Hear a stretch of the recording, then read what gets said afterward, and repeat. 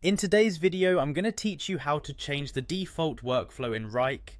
Making this adjustment can offer better alignment for your tasks and projects management. It's a straightforward process, and we'll break it down into simple steps so you can follow along easily. First, let's get started by heading over to wrike.com.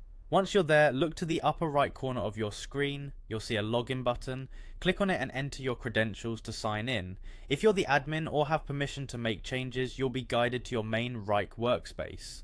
Now that you're logged in, take a look at the sidebar on your screen. This sidebar is your gateway to navigating throughout your various Wrike spaces, each tailored to different aspects of your projects. Find the space that's relevant to the workflow you need to change, click on it to open the space and view more details. Next, direct your attention to the gear icon next to the space overview section in your sidebar.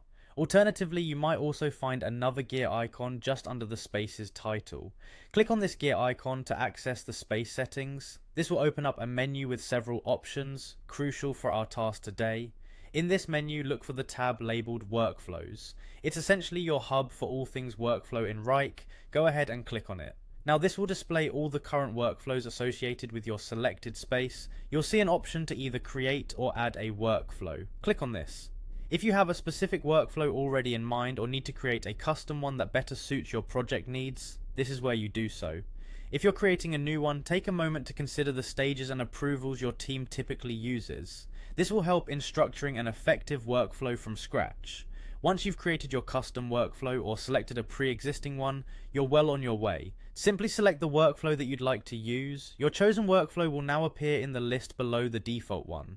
With this, you've successfully set your desired workflow as the recommended one for tasks and projects within this particular Wrike space. This small change can vastly improve how your team operates day to day. Remember, customizing workflows to better suit your project needs ensures better task management and productivity across your team. And there you have it, folks. With these steps completed, you've tailored your Wrike space to better align with your team's unique workflows. Feel free to revisit and adjust as your project demands evolve.